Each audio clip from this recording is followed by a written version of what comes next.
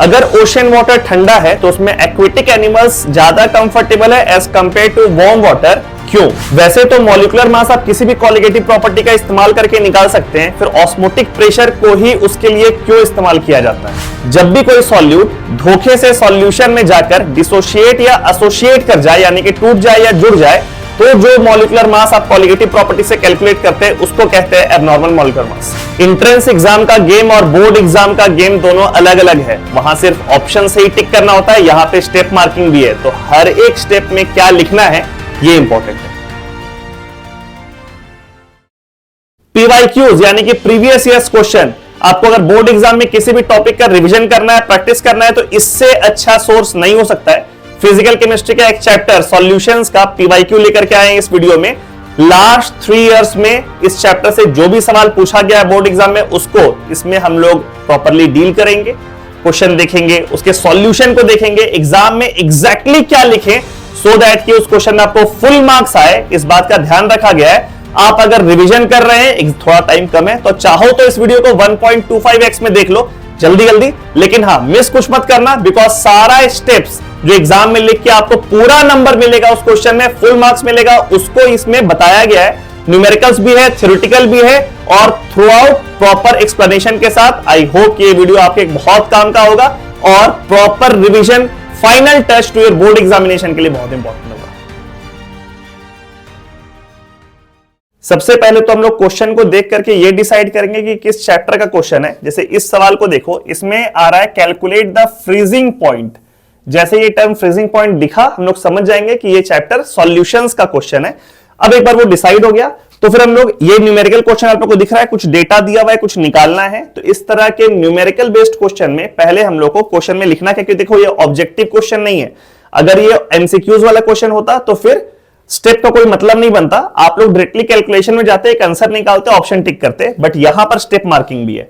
तो पहले हम लोग लिखेंगे क्या क्या चीज दिया हुआ है। तो गिवन है, यहां पे देखो 60 grams of glucose is given, तो मास ऑफ ग्लूकोज 60 ग्राम्स, ठीक है। पानी का वजन दिया हुआ है 250 ग्राम्स, है ना। तो यहां पे मास ऑफ H2O 250 ग्राम्स। क्वेश्चन है कि आपको फ्रीजिंग पॉइंट निकालना है सॉल्यूशन का, तो freezing point of solution equal to question mark, ठीक है।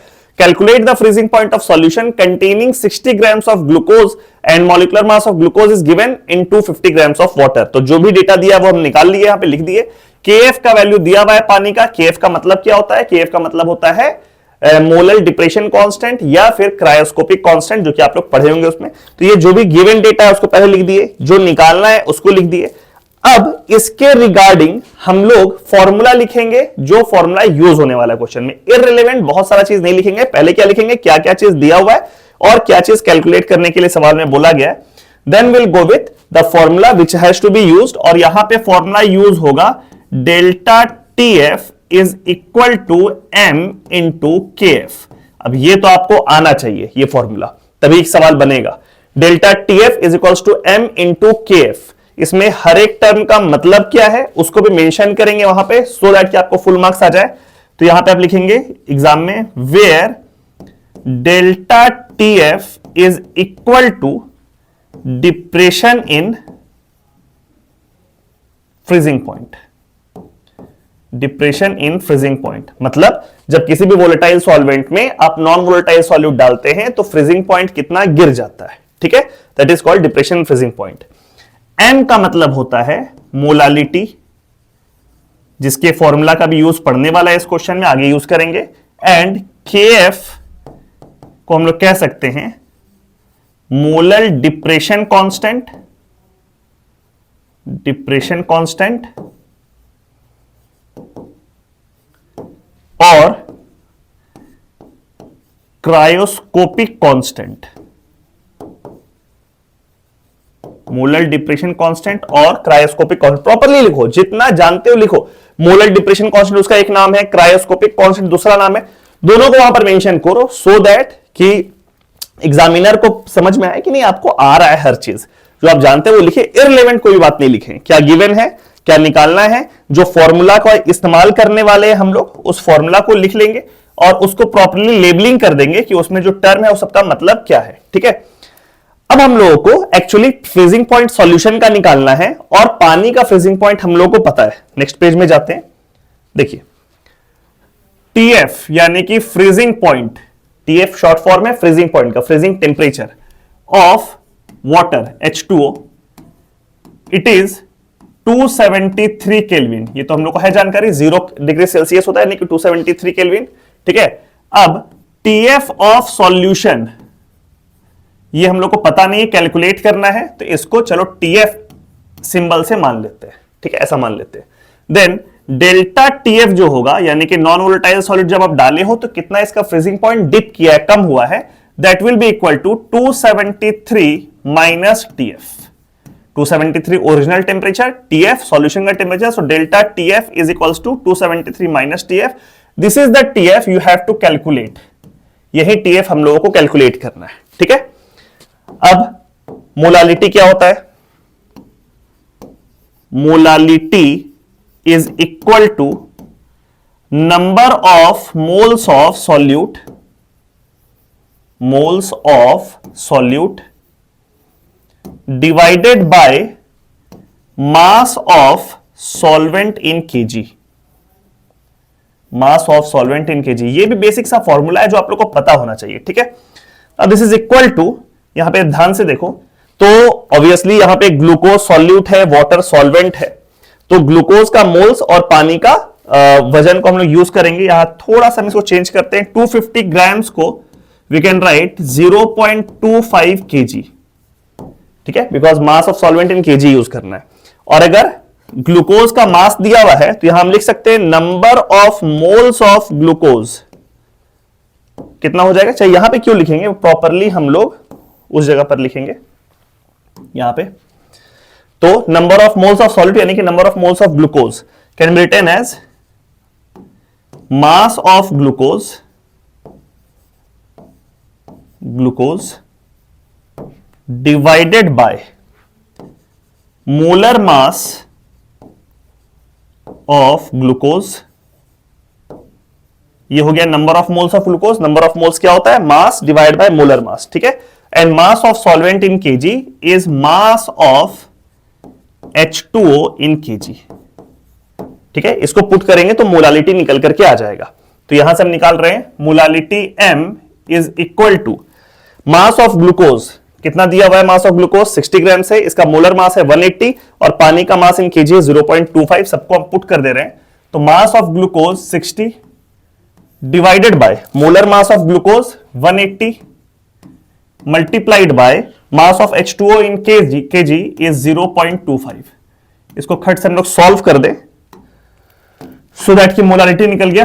तो ये 3 टाइम्स में गया, प्रॉपरली ऐसे काट के वहां पर लिखना भी है। 3 इंटू 0.25 इज 0.75 विच इज 3/4, तो ये it comes out to be 4/3। The value of molality comes out to be 4/3। ठीक है, अब वापस से उस फॉर्मूला में जाएंगे, यानी कि delta TF is equals to molality into KF में। तो delta TF is equals to molality multiplied by KF. अब डेल्टा टीएफ की जगह लिख सकते हैं 273 माइनस टीएफ, 273 माइनस टीएफ, यही टीएफ हम लोग को निकालना है। मोलालिटी का वैल्यू आ चुका है 4/3 मल्टीप्लाइड बाय केएफ का वैल्यू क्वेश्चन में गिवन है, कहां गया, ये रहा 1.86 उसका वैल्यू दिया हुआ है, यहां पे पुट कर दिए 1.86। इसको प्रॉपरली सॉल्व करेंगे and will get the value of TF. So the value of TF from here will be 273 minus 4/3 multiplied by 1.86 और यहां से जो वैल्यू निकल के आएगा उसमें केल्विन लगा देंगे। That will be the final freezing point of the solution जो कि क्वेश्चन में पूछ रहा है। ठीक है, इतना सब कुछ आप लिखोगे ना प्रॉपरली कि पहले गिवन लिखे, फिर फ्रीजिंग पॉइंट लिखे, फिर फॉर्मूला लिखे, उस पर लेबलिंग किए, उसके बाद जो भी चीज कैलकुलेट करना है उसको प्रॉपरली कैलकुलेट किए। हाँ, किसी किसी जगह पे आप शॉर्ट फॉर्म यूज कर सकते हैं, जैसे कि molality is equals to number of moles of solid by mass of solvent in KG, हम पूरा प्रॉपरली डिस्क्राइब करते हुए लिखे हैं। अगर आपके पास एग्जाम में टाइम कम है तो you will write like this, m molality is equal to m solute divided by, यहां पे नीचे में w सॉल्वेंट, w मतलब वजन, weight, w solvent in KG. इस तरीके से शॉर्ट फॉर्म में आप अगर यूज करेंगे तो मार्क्स नहीं कटेगा, बट अगर आपके पास समय है तो प्रॉपरली लिखो ताकि आप नंबर काटने का एग्जामिनर को कहीं भी कोई मौका नहीं दें। और यहां पर तो चलो हम कैलकुलेट नहीं कर रहे हैं, ये इस फॉर्म में छोड़ दे रहे हैं, बट फाइनली आप लोग ये पूरा फॉर्म कैलकुलेट करेंगे और लास्ट में इसका यूनिट केल्विन भी पुट करेंगे, बिकॉज अगर यूनिट नहीं पुट करोगे तो वहां भी हो सकता है कि आपका नंबर कट जाए। इस सवाल में देखिए दो पार्ट है, पहला पार्ट एक न्यूमेरिकल है और दूसरा एक थ्योरेटिकल है। तो पहले हम न्यूमेरिकल वाले पार्ट को डील करते हैं, ठीक है। क्वेश्चन कहता है 30 grams of urea is dissolved in 846 grams of water. Calculate the vapor pressure of water for this solution if the vapor pressure of pure water is given. अब ये सवाल को देखते के साथ आपको पकड़ना है कि ये सवाल कैसे बनेंगे, एक माइंड मैप बना लेना है, ठीक है। यूरिया एक नॉन वोलेटाइल सॉल्यूट है, वाटर एक वोलेटाइल सॉल्वेंट है। तो ये क्वेश्चन होगा नॉन वोलेटाइल सॉल्यूट मिल रहा है किसमें, वोलेटाइल सॉल्वेंट में, यानी कि कॉलिगेटिव प्रॉपर्टीज का क्वेश्चन है। अब कॉलिगेटिव प्रॉपर्टीज तो चार होता है, आप लोगों को पता है, लेकिन यहां पे जैसे ही बात कर लिया वेपर प्रेशर का, इसका मतलब ये relative lowering in vapour pressure का क्वेश्चन है। अब relative lowering in vapour pressure का जो फॉर्मूला होता है उसको हम किनारे ऐसे ही लिख दे रहे हैं for reference. That formula is P0A minus PA divided by P0A is equal to XB, ठीक है। पहले तो ये सवाल को बना लेने के लिए एग्जाम में आपको ये फॉर्मूला का पता होना बहुत जरूरी, बिना इसके तो बनेगा नहीं क्वेश्चन। P0A क्या होता है, प्योर सॉल्वेंट का वेपर प्रेशर, जैसे यहां पे वाटर प्योर सॉल्वेंट है तो उसका वेपर प्रेशर। PA हो गया सॉल्यूशन जो बना है उसका वेपर प्रेशर, और XB हो गया कि सॉल्यूशन में जो सॉल्यूट है उसका मोल फ्रैक्शन, मतलब उसका मोल divide by total number of moles. तो ये फॉर्मूला आपको पता होना चाहिए। अब इसमें आप माइंड मैप बना लिए कि अच्छा क्या क्या चीज दिया हुआ है भाई, तो यूरिया का वजन दिया हुआ है, मॉलिक्यूलर वजन दिया हुआ है, तो दोनों को यूज करके उसका मोल्स निकाल लेंगे। पानी का वजन दिया हुआ है तो उसका मोल्स निकाल लेंगे। जब दोनों का मोल्स निकल गया तो मोल फ्रैक्शन निकल जाएगा, ठीक है। और पानी प्योर वाटर का वेपर प्रेशर दिया हुआ है, यानी कि P0A दिया हुआ है, तो सॉल्व करके PA निकालना है। अब बन जाएगा क्वेश्चन, माइंड मैप रेडी है, अब खाली उसको एग्जीक्यूट करना है कि एग्जाम में क्या क्या लिखे और कैसे कैसे लिखे, ठीक है। तो सबसे पहले वी विल राइट गिवन कि क्या क्या डेटा दिया हुआ है, ठीक है। क्या दिया हुआ है, मास ऑफ यूरिया यानी कि जो सॉल्यूट है, इट इज गिवन 30 ग्राम्स, ठीक है। उसका मोलर मास भी दिया हुआ, वो चाहे लिखो गिवन में चाहे मत लिखो, बिकॉज वो तो एक फैक्ट है। Then mass of H2O is given as 846 grams, ये H2O का वजन दे रखा है क्वेश्चन में, ठीक है। प्योर वाटर का वेपर प्रेशर दिया हुआ है, तो उसको हम लोग ऐसे लिख सकते हैं P0A, सिंबल के फॉर्म में लिख रहे हैं बिकॉज P0A वहां पे यूज करेंगे। P0A का मतलब प्योर सॉल्वेंट का वेपर प्रेशर, और इसका वैल्यू दिया हुआ है 23.8 mm ऑफ Hg, ये क्वेश्चन में दे रखा है आपको, ठीक है। कैलकुलेट क्या करना है, वेपर प्रेशर आपको कैलकुलेट करना है सॉल्यूशन, मतलब सॉल्यूशन में पानी का vapour pressure. So basically you have to calculate pressure of H2O in solution, जिसको कि हम लोग किस चीज से इंडिकेट करेंगे, PA से इंडिकेट करेंगे। इसके बाद तुरंत आप फॉर्मूला लिखेंगे जो फॉर्मूला आप यूज करने वाले हैं, ठीक है। ये फॉर्मूला है P0A minus PA divide by P0A is equals to XB, उस फॉर्मूला को लिखेंगे और प्रॉपरली लेबलिंग करेंगे उस फॉर्मूला को कि उसमें मतलब क्या क्या है। जैसे यहां पे लिखेंगे where P0A is vapour pressure of pure solvent, यानी कि प्योर H2O, ठीक है। ध्यान रखना एग्जाम में अगर टाइम हो तो ये VP भी शॉर्ट में मत लिखना, पूरा वेपर प्रेशर लिखना। अगर टाइम में कमी हो तो VP लिखना चलेगा, ठीक है। PA is vapour pressure of H2O in solution, non volatile solute डालने के बाद जो सॉल्यूशन बना है उसमें A का वेपर प्रेशर, ये हो गया PA। XB is equal to mole fraction of solute, और बाबू यहां पे सॉल्यूट कौन है, यूरिया, तो यहां पे सीधे लिखेंगे मोल फ्रैक्शन ऑफ यूरिया। लेबलिंग हो गया। अब खट से हम लोग XB निकाल लेते हैं, तो यहां पे लिखेंगे XB is equal to NB divided by NA plus NB। इसको फिर से लेबलिंग करने की जरूरत नहीं है, यहां पे सब कुछ वेल अंडरस्टूड है। NB है number of moles of B यानी कि urea, Na is number of moles of water, NB is again number of moles of urea. तो इसको हम लोग सॉल्व करेंगे। कैसे सॉल्व करेंगे, तो भाई वजन तो दे रखा है, नंबर ऑफ मोल्स निकालना है। नंबर ऑफ मोल्स क्या होता है, वजन डिवाइड बाय मॉलिक्यूलर मास, ठीक है। तो यूरिया का वजन है 30 ग्राम्स, ठीक है, उसका नंबर ऑफ मोल्स यहां पे लिखना है हम लोग को NB। ध्यान रखना है A है पानी और B है यूरिया, यहां पे हम लिख देते हैं। A जो है वो सॉल्वेंट है H2O and B is solute urea, ठीक है, ये चीज है। तो NB की जगह यूरिया 30 ग्राम्स का वजन है, डिवाइड बाय इसका मोलर मास है 60, इसको ऐसे लिख दिए, डिवाइडेड बाय Na मतलब number of moles of water solvent, 846 grams उसका वजन दिया हुआ है, तो 846 divide by 18 is molar mass of water plus again NB which is 30 divide by 60। तो ये चीज को सॉल्व करके आप XB यानी कि मोल fraction of non volatile solute निकाल लेंगे, वो आप कैलकुलेट कर लेंगे, ठीक है। अब इस XB के वैल्यू को आपको पुट करना है उस इक्वेशन में, इस इक्वेशन में जहां पे P0A का वैल्यू क्वेश्चन में देखो दिया हुआ है 23.88 mm, ये P0A का वैल्यू दिया हुआ है और आपको कैलकुलेट करना है क्या, PA कैलकुलेट करना है आपको, ठीक है। तो बहुत बेसिक सा ये वाला फॉर्मूला भी यहां तक लिख लिए सब कुछ। इस XB का वैल्यू को कैलकुलेट करेंगे और यहां पे वैल्यू पुट करेंगे। XB का वैल्यू जब आप कैलकुलेट करेंगे तो ये वाला वैल्यू कैलकुलेट करने पर आएगा 0.01।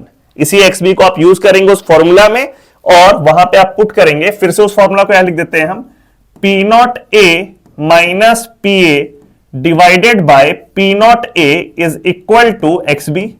जहां पे क्वेश्चन में दिया हुआ है P0A का वैल्यू 23.8 mm, आप फिर से मैच कर लो, देखो 23.8 दिया हुआ है।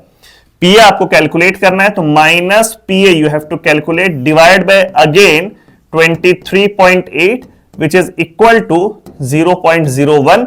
इसको आप सॉल्व करेंगे and you'll get the value of PA, ठीक है।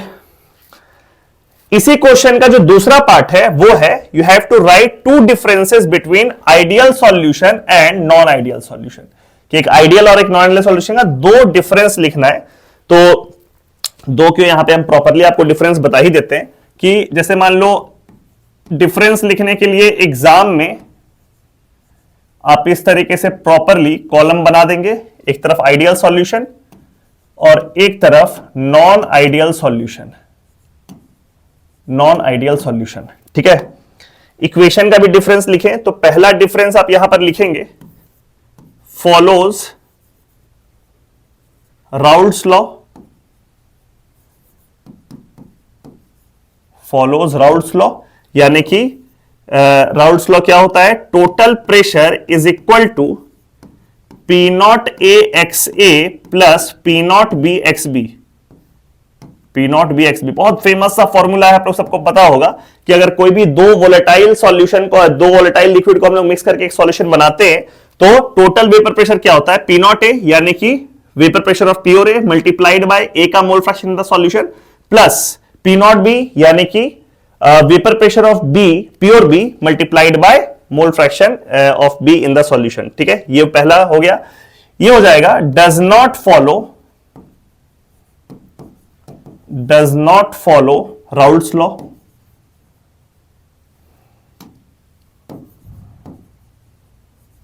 Does not follow Raoult's law, ये इसका हो गया बात। आप चाहे तो ऐसे भी लिखते हैं, total vapour pressure is not equal to P0A XA plus P0B XB, P0B XB। ये पहला डिफरेंस हो गया। सेकेंड डिफरेंस आप ऐसा कह सकते हैं, इसमें mixing does not involve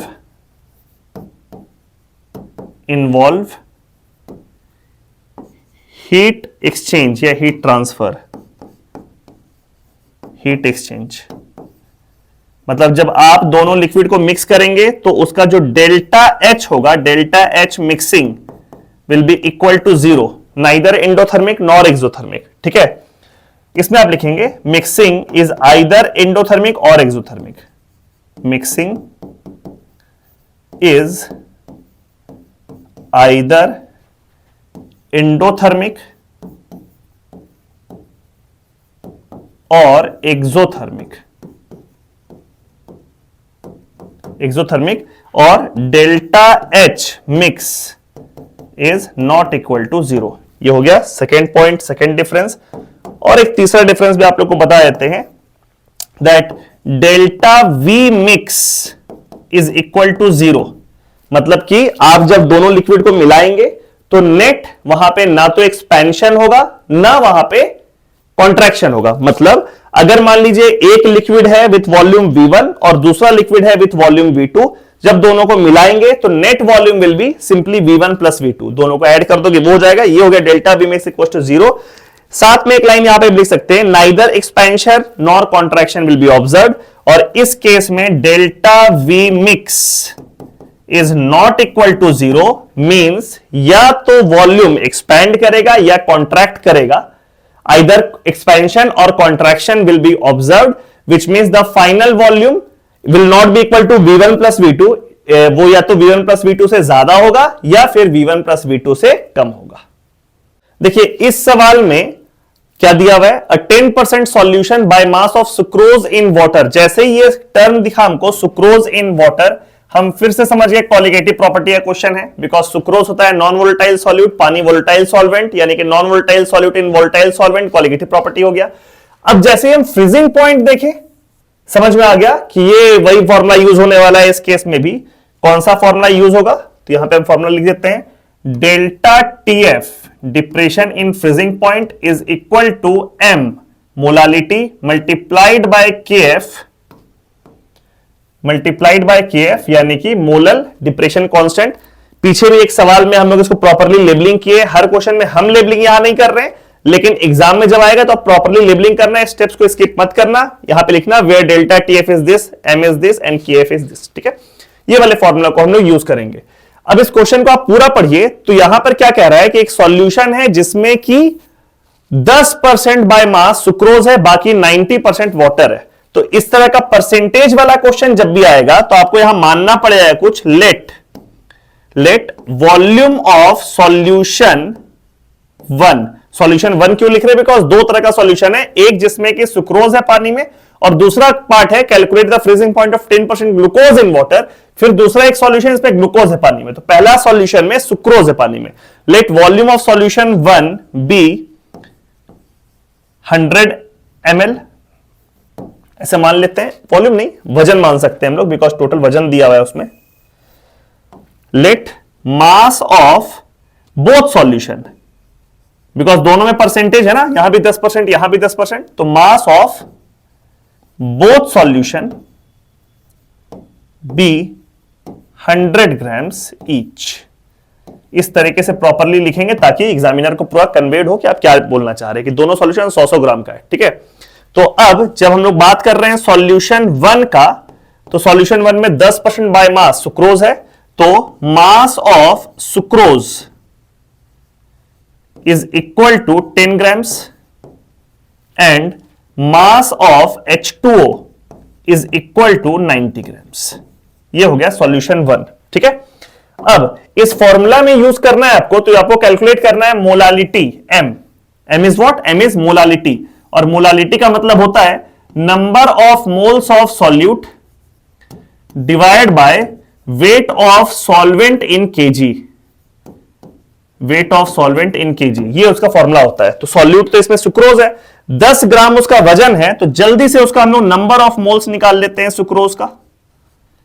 sucrose का नंबर ऑफ मोल्स निकल के आ जाएगा 10 डिवाइड बाय सुक्रोज का मोलर मास क्वेश्चन में दिया हुआ है 342 डिवाइड बाय 342, और पानी यानी कि सॉल्वेंट का हम लोग को वजन लेना है केजी में, तो मास ऑफ H2O 90 ग्राम दिया हुआ है, तो इसको केजी में कन्वर्ट करेंगे 0.09 केजी। ये हो गया। तो सुक्रोज का नंबर ऑफ मोल्स ये रहा, पानी का वजन ये रहा। तो सॉल्यूशन 1 के बारे में डेटा हम लोग के पास है, तो यहां पे हम लिखेंगे molality M1 of solution 1, solution 1 का मोलालिटी, ये वाला formula, number of moles of solute divide by weight of solute in KG, यानी कि इतना डिवाइड बाय इतना, ठीक है। 10 डिवाइडेड बाय 342 इंटू 0.09, ये हो गया पहला सॉल्यूशन का मोलालिटी का वैल्यू। एग्जैक्टली इसी के तरह हम लोग सेकेंड वाले सॉल्यूशन का मोलालिटी का वैल्यू निकालेंगे, ठीक है। कैसे निकालेंगे, तो सेकेंड वाले सॉल्यूशन के लिए हम लोग को चाहिए होगा ग्लूकोज का मास, जो कि आपको दिख रहा है, जैसे मास ऑफ बोथ सॉल्यूशन हम लोग 100 ग्राम माने, तो सेकेंड वाले सॉल्यूशन का मास कितना है 100 ग्राम। तो सॉल्यूशन 2 में ग्लूकोज का मास 10 ग्राम हो जाएगा और पानी का मास हो जाएगा 90 ग्राम और ग्लूकोज का मोलर मास है 180। सो विल राइट सॉल्यूशन 2 इस तरीके से प्रॉपरली लिखेंगे वहां पे एग्जाम में। सॉल्यूशन 2 सेकेंड सॉल्यूशन का बात हो रहा है। मास ऑफ ग्लूकोज 100 ग्राम तो मान ही चुके हैं हम लोग दोनों सॉल्यूशन का मास को, तो ग्लूकोज का मास है 10 ग्राम और मास ऑफ H2O पानी का मास जो है वो है 90 ग्राम्स। 90 ग्राम्स, ठीक है। अब क्योंकि ग्लूकोज का मास 10 ग्राम है तो number of moles of glucose will be equal to 10 divide by glucose का मोलर मास भी क्वेश्चन में दे रखा है 180 और इसका मास 90 ग्राम को केजी में कन्वर्ट कर दिया 0.09 केजी, ठीक है। तो फिर यहां पे हम लिखेंगे molality M2 of solution 2। Solution 2 का जो मोलालिटी है that will be equal to number of moles of glucose divide by weight of water in KG, यानी कि 10 डिवाइड बाय 180 इंटू 0.09। ये हो गया मोलालिटी। अच्छा हाँ, मोलालिटी भी जहां जहां आप लिख रहे हैं उसका यूनिट साथ में लिखते हुए चलेंगे। जैसे मोलालिटी क्या होता है, number of moles by KG, यानी कि इसका यूनिट है मोल पर केजी। यहां पर भी हम लोग लिख देंगे मोल पर केजी। अच्छा, अभी तुरंत मैं इसको पूरा कैलकुलेट करके फाइनल फॉर्म में नहीं लाएंगे, इसी फॉर्म में छोड़ देंगे, ठीक है। अब ये वाला जो फॉर्मूला है delta TF is equals to M into KF, ये तो दोनों सॉल्यूशन के लिए एप्लीकेबल होगा बिकॉज दोनों में सॉल्वेंट सेम है, क्या है, पानी। दोनों के लिए KF का वैल्यू भी सेम रहने वाला है। तो यहां पे हम लिखेंगे delta TF is equal to M multiplied by KF। ये है किसके लिए, सॉल्यूशन 1 के लिए। तो सॉल्यूशन 1 के लिए डेल्टा TF1 लिख देते हैं, यहां पे M1 लिख देते हैं, लेकिन KF का वैल्यू तो सेम रहेगा बिकॉज दोनों में सॉल्वेंट पानी है। और सॉल्यूशन 2 के लिए क्या लिखेंगे, delta TF2 is equals to M2 molality second solution का मल्टीप्लाइड बाय KF का वैल्यू तो सेम रहेगा बिकॉज वो सॉल्वेंट सेम है। दिस इज फॉर सॉल्यूशन 2, ठीक है। दोनों को इक्वेशन को हम लोग क्लियरली डिवाइड कर देंगे। डिवाइड करते के साथ ध्यान से देखिए, ये KF का वैल्यू कट गया, मोलालिटी M1 का वैल्यू आपके पास है, ये रहा। मोलालिटी M2 का वैल्यू आपके पास है, ये रहा। तो डेल्टा TF और डेल्टा TF2 बचा और डेल्टा TF1 का वैल्यू और TF2 का वैल्यू दोनों में से कुछ तो दिया हुआ, डेल्टा TF1 दिया हुआ हमको दिख गया। आप लोग भी ध्यान दो, दिखेगा। पहला वाला सॉल्यूशन का फ्रीजिंग पॉइंट दिया है 269.15 और पानी का फ्रीजिंग पॉइंट प्योर वाटर का होता है 273.15, यानी कि डेल्टा TF1 का value is 273.15 minus 269.15, that will give you 4 kelvin. 4 kelvin का डेल्टा TF1 का वैल्यू है। तो यहां पे इस चीज को भी आप प्रॉपरली वहां पे लिखेंगे आंसर में, और यहां पे डेल्टा TF1 के जगह आप पुट कर देंगे 4 केल्विन और सॉल्व करके डेल्टा TF का वैल्यू प्रॉपरली आप कैलकुलेट कर लेंगे। So this was all about solution of this question, the first half of this question.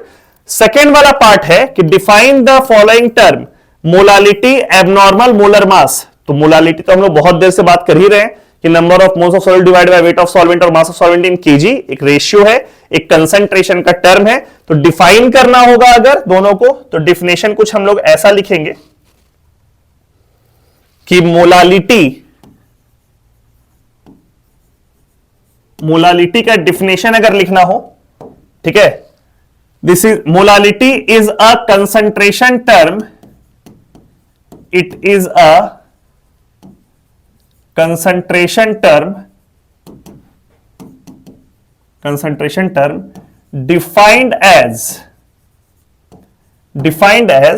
the ratio of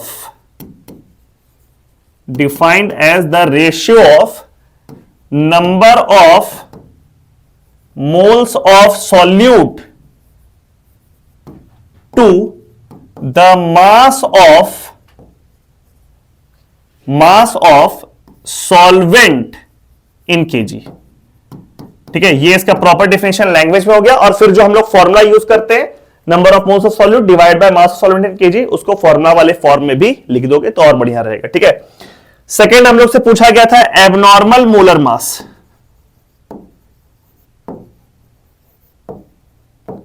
abnormal molar mass. ठीक है, तो ये बहुत बेसिक सा चीज है कि इसमें आप लोग क्या लिखोगे कि जब आप किसी भी सॉल्यूट को सॉल्वेंट में डालते हो ना, तो हो सकता है कि वो सॉल्यूट सॉल्यूशन में जाने पर डिसोसिएट या एसोसिएट कर जाए, यानी कि या तो टूट जाए या जुड़ जाए। तो वैसे केस में उसका नंबर ऑफ मोल्स चेंज हो जाता है, और जो ऑब्जर्व्ड मॉलिक्यूलर मास है through the value of colligative property, उसको हम लोग बोलते हैं एबनॉर्मल मॉलिक्यूलर मास। ठीक है, तो एबनॉर्मल मॉलिक्यूलर मास को हम लोग बोलेंगे it is defined as the observed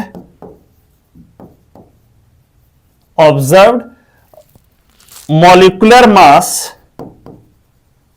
of solute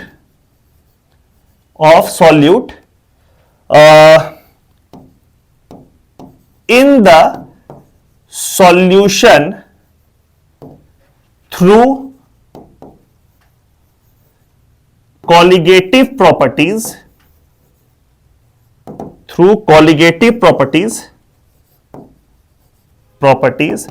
due to dissociation और एसोसिएशन। डिसोसिएशन या एसोसिएशन के वजह से जो चेंज होता है मोलर मास में, थ्योरेटिकल मोलर मास जो एक्चुअल मोलर मास है, और ऑब्जर्व्ड मोलर मास जो कि कॉलिगेटिव प्रॉपर्टी से कैलकुलेट हुआ है, उसको हम लोग कहते हैं एबनॉर्मल मोलर मास। देखिए इस सवाल में कह रहा है कि एक एक्वस सॉल्यूशन है AlCl3 का। पहले क्वेश्चन पढ़ लेते हैं। 0.01 m 0.01 m का मतलब है कि मोलालिटी जो इस सॉल्यूशन का है, मोलालिटी वो उसका वैल्यू है 0.01। ठीक है, small m indicates molality and capital M indicates molarity. तो 0.01 m aqueous solution of AlCl3 फ्रीजेज at this much temperature.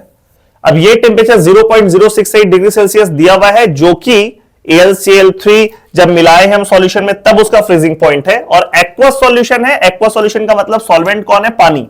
तो यहां पे आप लिख सकते हैं that TF freezing point of H2O water, ये होता है 273, या फिर वो लिखने का एक्चुअली जरूरत भी नहीं है, 0 डिग्री आप लिख सकते हैं, बिकॉज यहां पे सेल्सियस में दिया हुआ है 0 डिग्री सेल्सियस।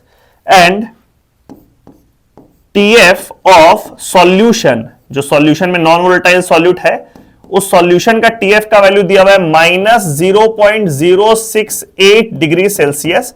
सो इसी डेटा से डेल्टा TF यानी कि डिप्रेशन इन फ्रीजिंग पॉइंट, इन दोनों का डिफरेंस यानी कि 0.068 डिग्री सेल्सियस, या यहां पे तो हम लोग को यूनिट लिखने का जरूरत भी नहीं है, क्योंकि डेल्टा जब चेंज इन टेम्परेचर होता है तो सेल्सियस या केल्विन दोनों का चेंज का मैग्नीट्यूड सेम होता है। ये बात ध्यान रखना है, चाहे वो सेल्सियस हो, यहां पे आप ना केल्विन में भी कन्वर्ट करके भी अगर दोनों को सब्ट्रैक्ट कर रहे होते तो वैल्यू सेम निकल के आता है। Difference in two temperature whether it is calculated in degree Celsius और Kelvin comes out to be the same value.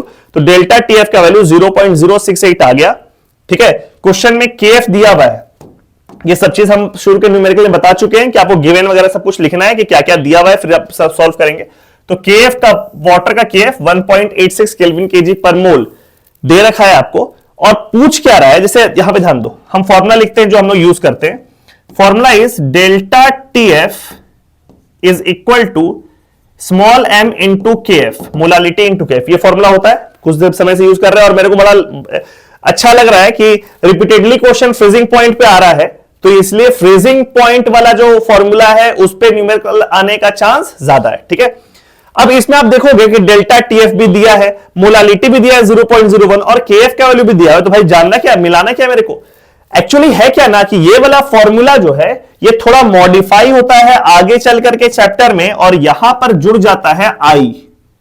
ये भी आप लोग याद होगा, this I is called went Hoff factor. यहां पे आपको I क्यों यूज करना है, क्योंकि एक तो AlCl3 आ गया, एक आयनिक कंपाउंड आ गया, दूसरा आपसे परसेंटेज डिसोसिएशन पूछ रहा है। जैसे ही कुछ इस तरह का टर्म आए ना, डिसोसिएशन, एसोसिएशन, या कंपाउंड जो है वो आयनिक फॉर्म में हो, ठीक है, इस तरह कंपाउंड जो सॉल्ट वाले फॉर्म में, तो वहां पे आप I को यूज करने वाले, वेंट ऑफ फैक्टर को यूज करने वाले। ठीक है, तो यहां पे आप कैलकुलेट करके I कैलकुलेट कर सकते हैं। डेल्टा TF का वैल्यू 0. यहां पे I का मतलब क्या है, दिस I इज लेबलिंग कर देंगे Van't Hoff factor. This I is Van't Hoff factor. ठीक है, अब डेल्टा टीएफ के जगह 0.068 is equal to I multiplied by molality का वैल्यू है 0.01 इंटू केएफ का वैल्यू है 1.86 और यहां से आप प्रॉपरली सॉल्व करके I का वैल्यू निकाल लोगे. I is 0.068 divided by 0.01 multiplied by 1.86. ठीक है, which comes out to be 3.65. I का वैल्यू 3.65 यहां से निकल करके आ रहा है. अब अगर किसी बच्चे को यह परेशानी है कि सर इसके बाद ये परसेंटेज डिग्री ऑफ डिसोसिएशन जिसको कि हम लोग अल्फा बोलते हैं वो मेरे को निकालने नहीं आता है, तो भी वो यहां तक जो भी चीज दिया उसको गिवन करके लिखे, ये फॉर्मूला लिखे, प्रॉपरली यहां तक लिखे, उसको मोर देन हाफ मार्क्स तो मिले. मोर देन हाफ बोलने का 50% ज्यादा मार्क्स उसको यहां तक मिल जाएगा. ठीक है, बट इसके आगे क्वेश्चन कैसे बनाएंगे वो देखो. I का वैल्यू निकल गया. देखिए AlCl3 को डिसोशिएट करते हैं और यहां पे डिसोसिएशन कुछ इस तरीके से करते हैं, बिकॉज अल्फा है तो यहां पे रिवर्सिबल का साइन देंगे, इरिवर्सिबल का साइन नहीं देंगे. यहां लिखेंगे Al3 प्लस 3Cl-. ठीक है, इस तरीके से लिख दिए.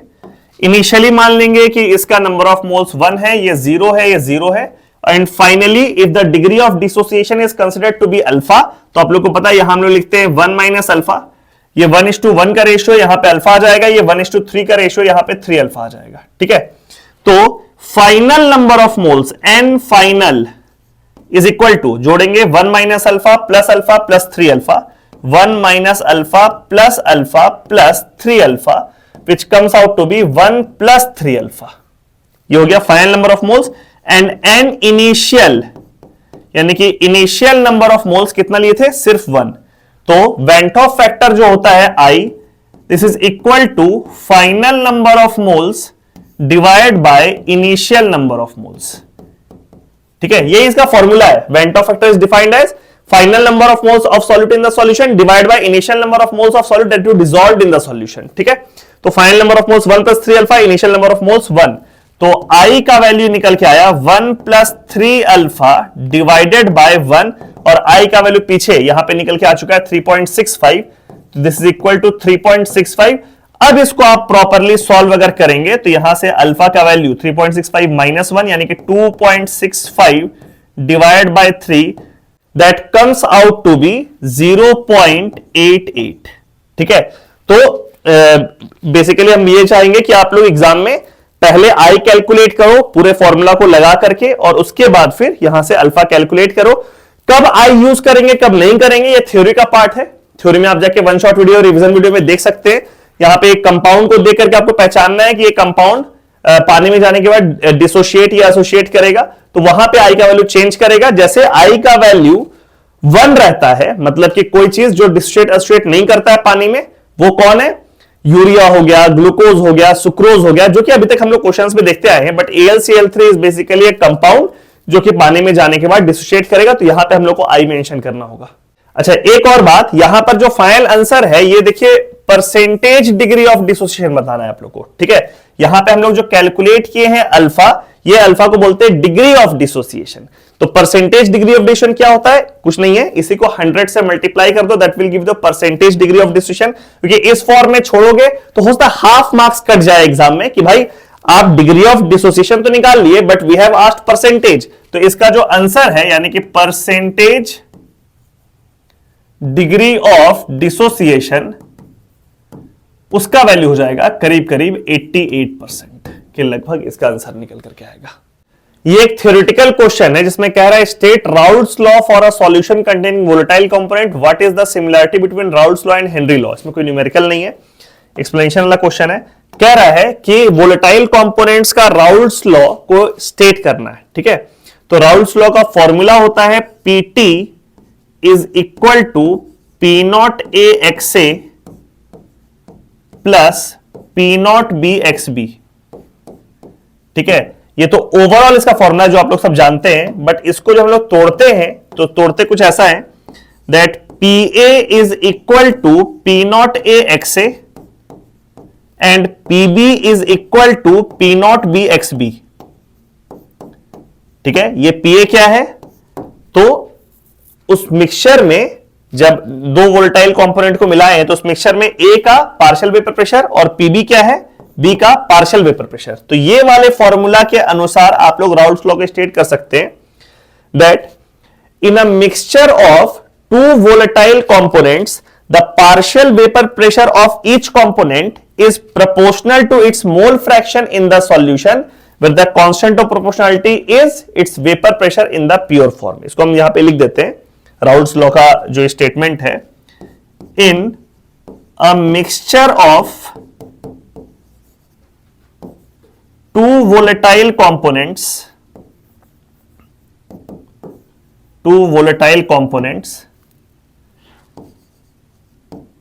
the partial vapor pressure, short में लिख दिए वीपी, आप फुल फॉर्म में वहां लिख दिए vapour pressure of each component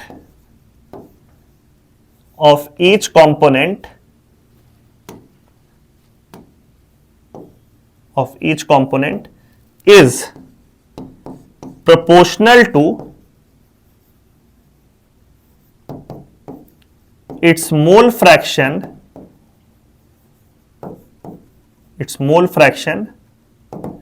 in the solution। अगर सवाल सिर्फ ये ओवरऑल क्वेश्चन अगर 2 ही नंबर का वहां पूछा गया तो फिर आप सिर्फ ये डिफिनेशन लिखो, काम हो जाएगा। लेकिन 3 नंबर का सवाल है तो इस डिफिनेशन के साथ ये वाला इक्वेशन, ये वाला इक्वेशन, ये वाला इक्वेशन और साथ में थोड़ा सा लेबलिंग कर दोगे तो बेहतर रहेगा। ठीक है, सेकंड पार्ट है क्वेश्चन का, what is the similarity between Raoult's law and Henry's law. बहुत बेसिक सिमिलरिटी है कि राउल्ट्स लॉ और हेनरी लॉ दोनों में जो वोलेटाइल कंपोनेंट है उसका vapour pressure is directly proportional to उसका mole fraction in the solution. सिर्फ अंतर यह है कि राउल्ट्स लॉ में वो जो वोलेटाइल कंपोनेंट है वो एक लिक्विड है और हेनरीज लॉ में जो वोलेटाइल कंपोनेंट है वो एक गैस है। ठीक है, तो इसको आप ऐसे लिख सकते हैं कि यहां पे हम प्रॉपरली लिख देते हैं कि राउल्ट्स लॉ और हेनरीज लॉ में क्या सिमिलरिटी है। इन both the laws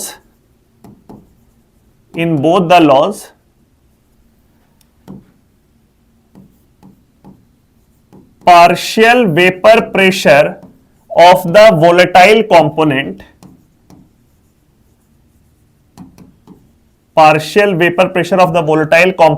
is directly proportional to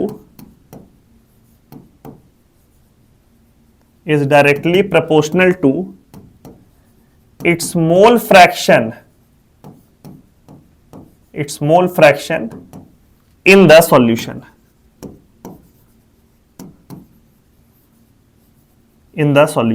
ये सिमिलरिटी हो गया, ध्यान रखना। राउल्ट्स लॉ और हेनरीज लॉ का सिमिलरिटी क्या है, in both the laws partial vapour pressure of the volatile component is directly proportional to its mole fraction in the solution. अब अगर मान लो क्वेश्चन में कुछ चेंज कर दे, बोले कि भाई दोनों में अंतर क्या है, तो आप क्या बोलोगे, अंतर यह है in Raoult's law the volatile component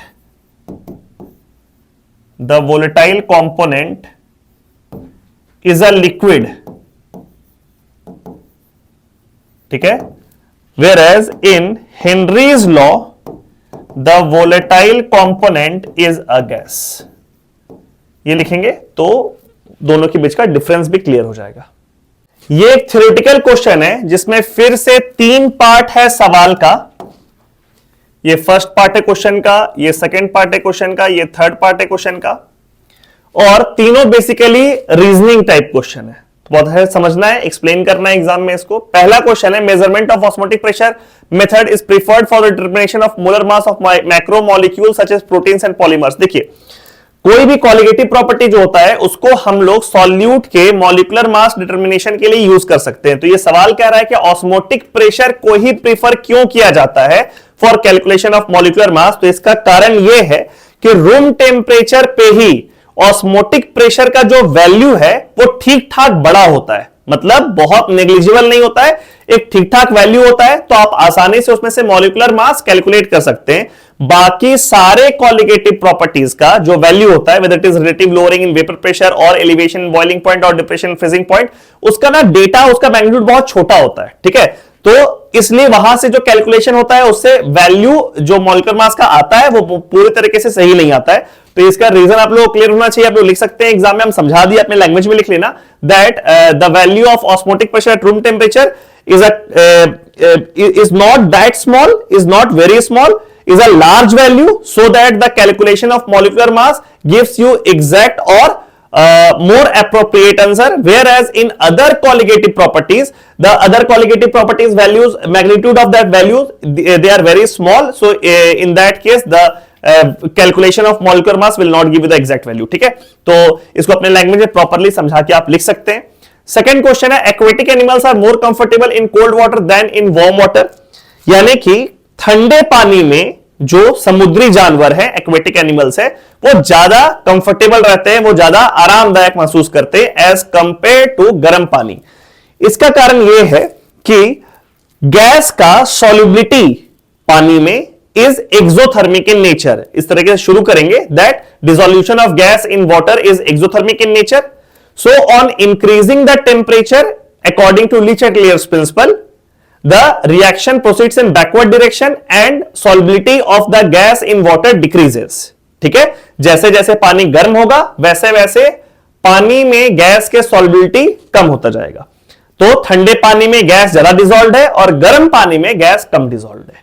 तो क्योंकि गर्म पानी में गैस कम डिसॉल्व है, which means oxygen come dissolve है, तो एक्वेटिक एनिमल्स बहुत कंफर्टेबल नहीं है। ठंडे पानी में वो बहुत कंफर्टेबल है क्योंकि वहां पे उनको ज्यादा ऑक्सीजन मिल रहा है। ठीक है, थर्ड है, elevation of boiling point of 1 mkcl is solution is nearly double than of 1 m sugar solution.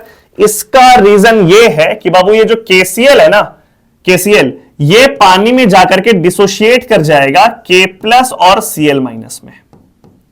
इसको आप लिखेंगे, KCl is an electrolyte that undergoes dissociation in water as K+ and Cl-, whereas this sugar is a non-electrolyte. This is a non-electrolyte. तो यहां पे कोई भी तरह का डिसोसिएशन नहीं होता है। तो बाबू अगर आप KCl का एक मोल को अगर पानी में डालोगे तो पानी में जाने के बाद K+ बन जाएगा 1 मोल और Cl- भी बन जाएगा 1 मोल। तो कुल मिलाकर के आपके पास पार्टिकल सॉल्यूट का हो जाएगा 2 मोल।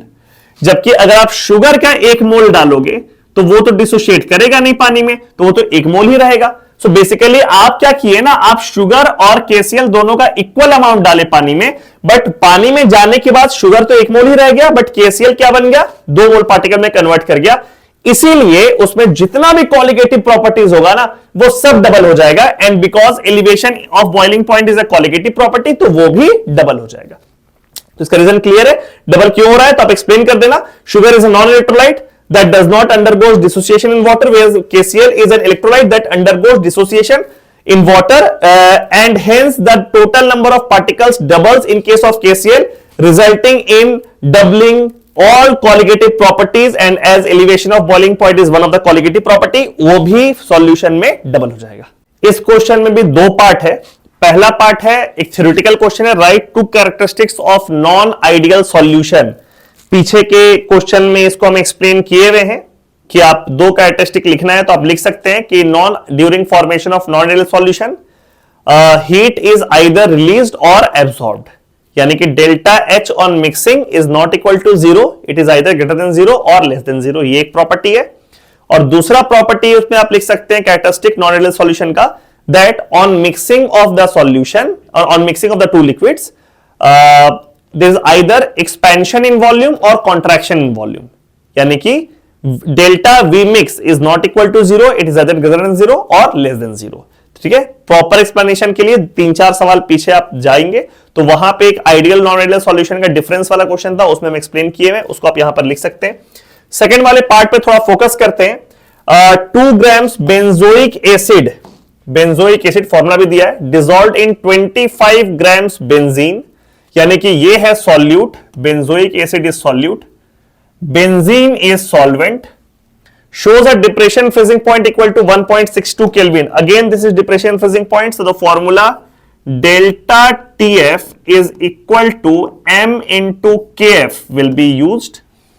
मोलर डिप्रेशन कांस्टेंट दिया हुआ है, what is the percentage association. देखिए बाबू, फिर से परसेंटेज एसोसिएशन अगर आ गया, यानी कि अल्फा का बात कर रहा है फिर से यहां पर, तो यहां पे हम लोग आई को यूज करेंगे, वेंट ऑफ फैक्टर का इस्तेमाल हो गया। आप लोग हम पहले ही बोले किसी भी केस में डिसोसिएशन या एसोसिएशन वर्ड का यूज करें तो वहां पे हम लोग वेंट ऑफ फैक्टर को यहां पे यूज कर लेंगे क्वेश्चन में। Delta TF is equals to I into M into KF। ठीक है, अब सॉल्यूट है बेंजोइक एसिड 2 ग्राम है, और इसका मॉलिक्यूलर मास आप कैलकुलेट कर सकते हैं C6H5COH। पहले हम लिखते हैं mass of benzoic acid is equal to 2 grams. Benzoic acid का मॉलिक्यूलर मास का वैल्यू आप कैलकुलेट कर सकते हैं। Molecular mass of benzoic acid निकल करके आता है 122। So number of moles of benzoic acid will come out to be 2 divided by 122। ठीक है, ये निकल के आ गया बेंजोइक एसिड का नंबर ऑफ मोल्स। फिर मास ऑफ बेंजीन, तो ऐसे वजन में लिखते हैं, वजन ऑफ बेंजीन। बेंजीन क्या है? सॉल्वेंट। ये दिया हुआ है 25 ग्राम्स, और फॉर्मूला में क्योंकि मोलालिटी है तो आपको इसको केजी में कन्वर्ट करना पड़ेगा, which is equal to 0.025 kg. तो आपके पास सॉल्यूट का नंबर ऑफ मोल्स रेडी है, आपके पास सॉल्वेंट का वजन रेडी है, तो वहां से मोलालिटी निकल गया। डेल्टा TF का वैल्यू भी दिया हुआ है, डिप्रेशन 1.62 केल्विन, वैल्यूज पुट करेंगे। ठीक है, गिवन दैट में सब कुछ लिख देंगे बाबू एग्जाम में। Delta TF is given as 1.62 kelvin. ठीक है, KF का वैल्यू क्वेश्चन में लिख दिया है 4.9 केल्विन kg पर मोल, ये भी लिखा हुआ है क्वेश्चन में। ठीक है, मोलालिटी यहां से आप कैलकुलेट कर लो। जब number of moles of solute निकल करके आ गया है, वेट ऑफ सॉल्वेंट निकल के आ गया है, तो मोलालिटी का वैल्यू क्या होता है? Number of moles of solute divide by weight of solvent in KG, यानी कि 2 डिवाइड बाय 122 इंटू 0.025। ये है मोलालिटी का वैल्यू, जिसको कि आप फॉर्मूला में यहां पे पुट करेंगे। तो डेल्टा TF वैल्यू पुट कर दिए, मोलालिटी का वैल्यू पुट कर दिए, KF का वैल्यू पुट कर दिए, तो यहां से पहले आई निकाल लेंगे आप। ठीक है, कैलकुलेट हो जाएगा। कैलकुलेशन वाले पार्ट में हम नहीं जा रहे हैं, सारा चीज लिखा हुआ है, फॉर्मूला में पुट करेंगे सबको, you will calculate the value of आई।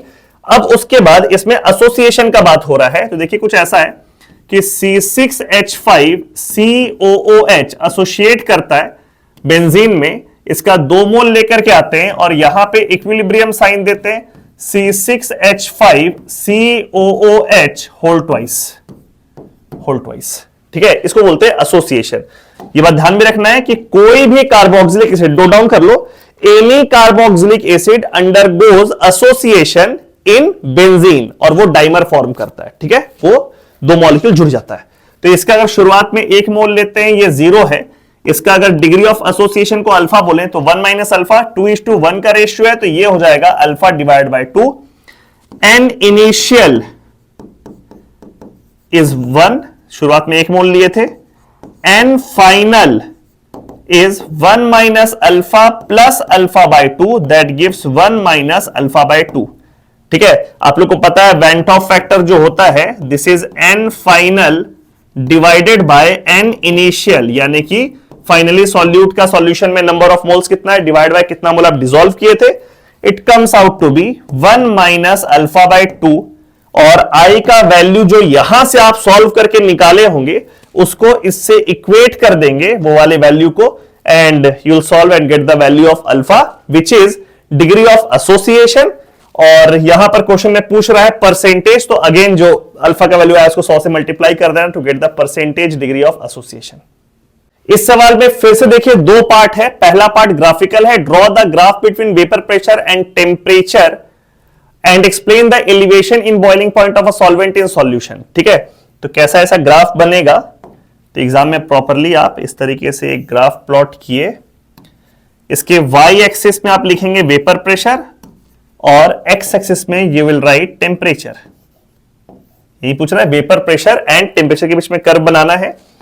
इसमें किसी भी लिक्विड का जो कर्व होता है, किसी भी सॉल्वेंट का जो कर्व होता है, वो कर्व कुछ इस तरीके से होता है, ऐसा curve.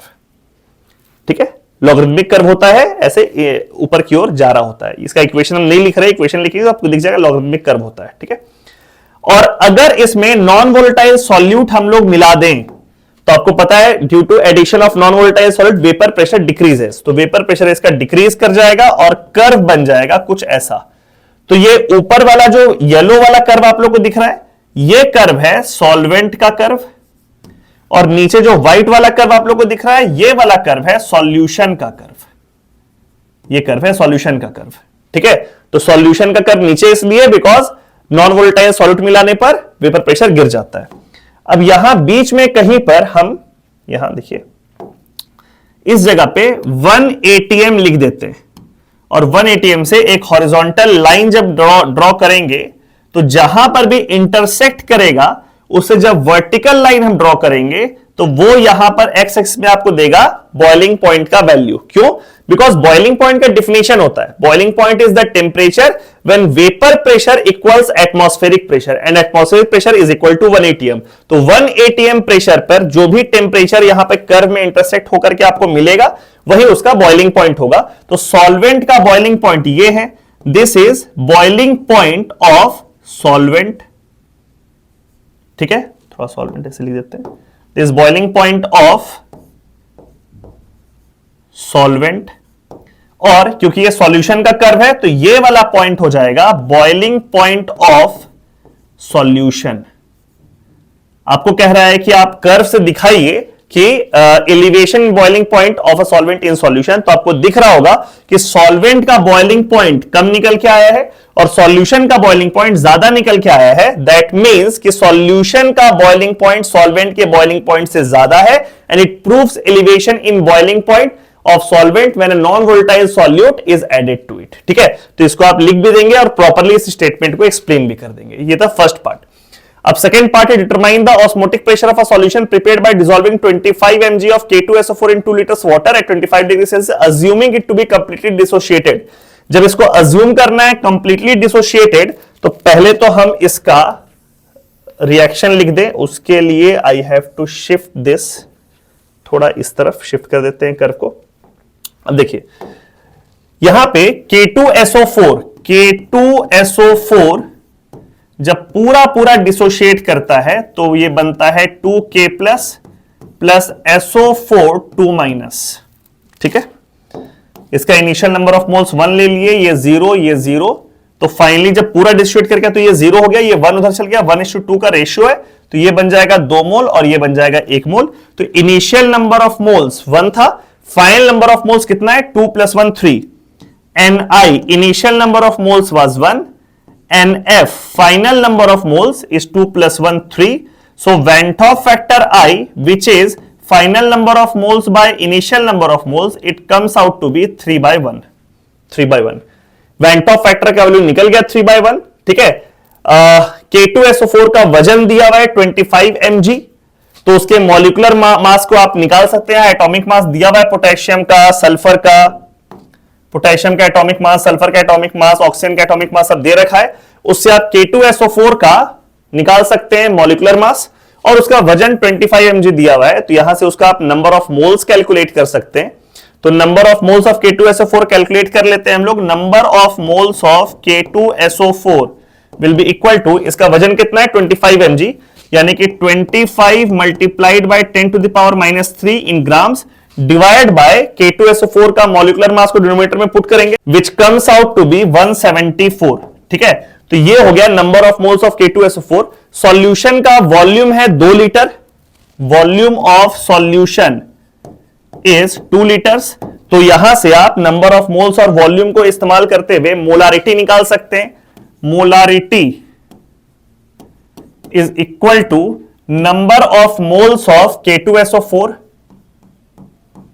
Divide by volume of solution which is 2, और K2SO4 का नंबर ऑफ मोल्स है 25 10⁻³ बाय 174, उसको पुट कर देते हैं 25 इंटू 10⁻³ डिवाइड बाय 174 इंटू 2, ये निकल के आ गया मोलारिटी। और अब यहां पे इस्तेमाल करेंगे हम लोग फॉर्मूला का, जो फॉर्मूला है pi is equals to m into r into T, और क्योंकि वेंट ऑफ फैक्टर का इस्तेमाल करना तो I भी यूज कर लेंगे।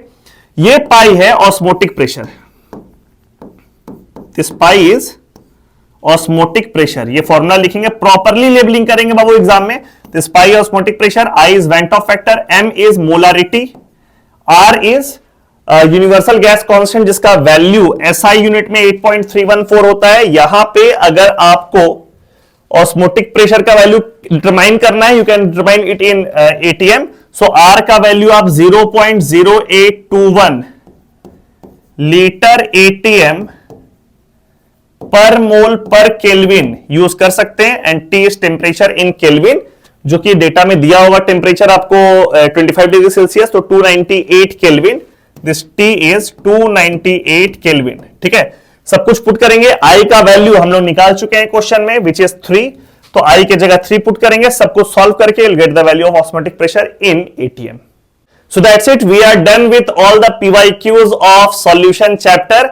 आई होप आप सारे क्वेश्चंस को थॉरली देखे होंगे, समझे होंगे। जो एक्सप्लेनेशन आप लोग को बताया गया है वो आपको समझ में आया होगा। And if you feel like the video is worth it, then share it with your classmates and batchmates, and see all other videos from the channel like one shot videos, revision videos, सब कुछ आपके board exam के लिए exclusively design किया गया, बनाया गया है। So thank you so much and good luck for your examination.